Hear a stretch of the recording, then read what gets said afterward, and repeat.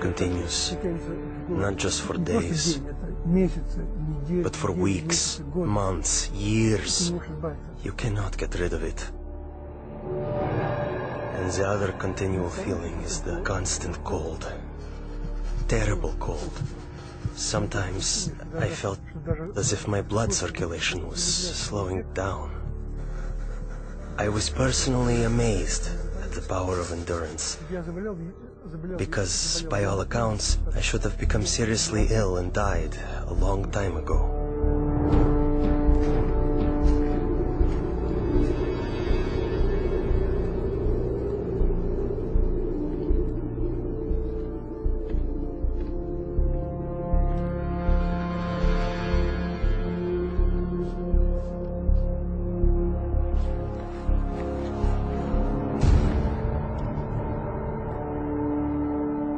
One night, I was thrown into a cell with a broken window.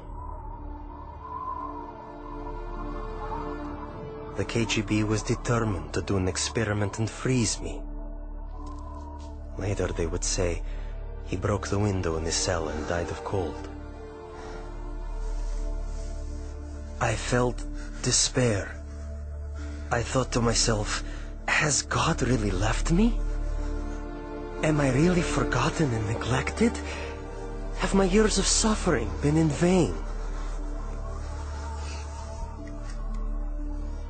And in my despair, I began to pray.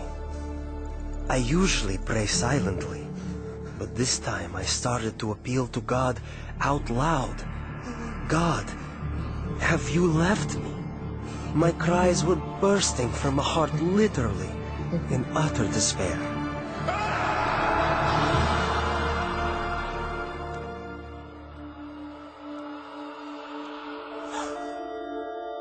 One night I had a dream. In my dream, I was told to pray for Alexander. I had no idea who Alexander was. But I told my church, and we began to pray for him.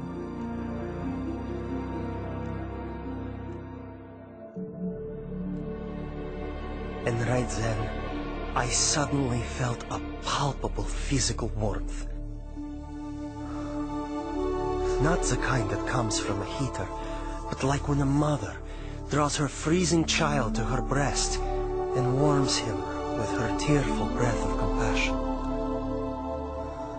It was a very living, human warmth. It penetrates you as if piercing you to the heart. And inside your heart, a spring opens up, out of which flows peace. A wonderful, magnificent, soothing peace.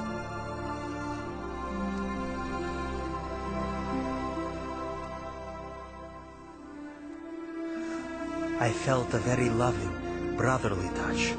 Someone's caring hand touching my shoulder. I actually felt it. And this gesture represented the words, "You are not alone. You are not abandoned. We are with you. We are sharing your suffering." This warmth was the energy God gave me to feel physically the heat of prayer with my own skin, my own being. As if the prayers converted the energy of love into the energy of warmth.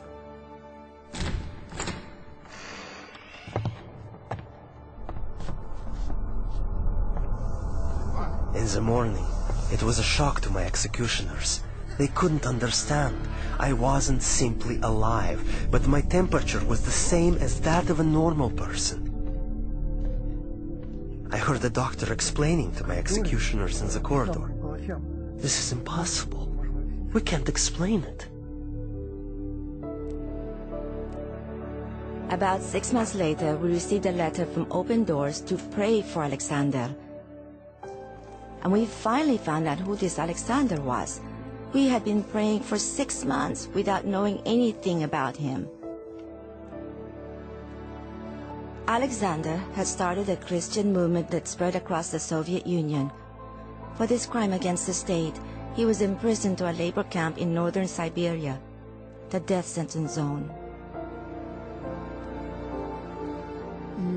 It so happened that many people began praying for me.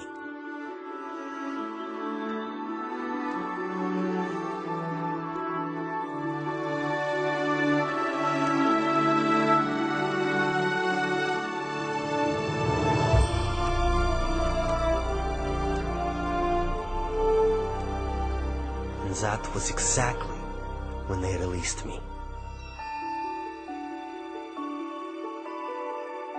Prayer opened the prison doors, and as the gospel affirms, set the captives free.